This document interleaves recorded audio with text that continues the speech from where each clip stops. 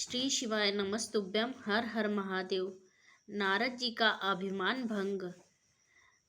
नारद जी के चले जाने पर भगवान विष्णु ने अपनी अद्भुत माया रची। नारद जी के रास्ते में एक नगर का निर्माण कराया।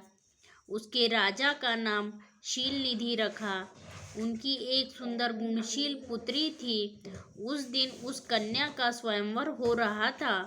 उसमें अनेक प्रदेश के राजा व राजकुमार आए हुए थे।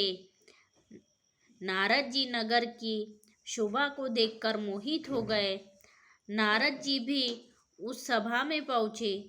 राजा ने उठकर उनका स्वागत किया और उनकी पूजा की। राजा ने अपनी कन्या को बुलाकर उनके चरणों में उपस्थित किया। राजा ने नारद जी से पूछा, महाराज, आप तो त्रिकालज्ञ ज्योतिषी है, इसको कैसा वर मिलेगा? नारद जी उनके सौंदर्य को देखकर उस पर मोहित हो गए। वे बोले, राजन, तुम्हारी कन्या तो साक्षात भगवती लक्ष्मी स्वरूपा है।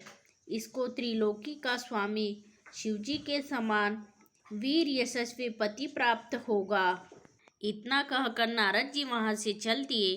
उनके हृदय में विकार पैदा हुआ कि यह कन्या मुझे मिलनी चाहिए, परंतु राजाओं के सामने यह मुझे स्वीकार नहीं करेगी, क्योंकि सब स्त्रियां रूपवान पति चाहती है। इस कारण मैं भगवान विष्णु का रूप धरकर सभा में जाऊं तो काम बन सकता है। ऐसा सोचकर नारद जी भगवान विष्णु के पास पुनः गए। उन्होंने भगवान विष्णु को नमस्कार करके शीलनिधि की कन्या के बारे में बताया।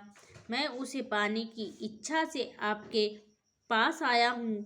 आप मुझे अपना रूप प्रदान करने की कृपा करें। भगवान विष्णु ने कहा, हे नारद, आप वहाँ पहुँचे, मैं तुम्हारा हित करूँगा।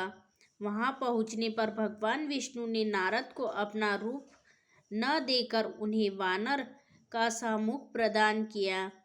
हरि वानर के भी कहते। इस तरह भगवान ने यहाँ भक्त का हित भी किया तथा झूठे भी नहीं बने। वहाँ नारद जी राजाओं की सभा में बैठकर प्रसन्न होने लगे। वे अपने को इंद्र के समान शोभा वाला समझकर ऐठ कर बैठ गए। वहाँ पर दो रुद्रगण भी ब्राह्मण के वेश में उपस्थित थे। वे नारद जी की रक्षा करने के लिए उपस्थित थे। नारद जी के वानर रूप को केवल कन्या ने ही देखा था।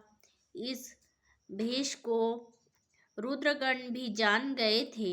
वे उनकी हंसी उड़ाने लगे। जब कन्या स्वर्ण की जयमाला लेकर स्वयंवर में उपस्थित हुई तो नारद को देखकर क्रोधित हो गई। उसने नारद की तरफ मुंह उठाकर भी नहीं देखा। वहां राजा के वेश में विष्णु जी भी उपस्थित थे, जो कन्या को विवाह करके ले गए। रुद्रगणों ने नारद जी से कहा, आप दर्पण में जाकर अपना चेहरा देखो, जो वानर का सा बना हुआ है। जब नारद जी ने अपना मुख दर्पण में देखा तो क्रोध में भर कर उन्होंने रुद्रगणों को श्राप दे डाला कि तुमने मेरी हंसी उड़ाई है, अतः दोनों राक्षस बन जाओ। रुद्रगण चुपचाप श्राप को ग्रहण करके शिवलोक को चले गए। नारद जी शिवजी की माया को न समझकर क्रोध में भरकर जल में अपनी परछाई देखकर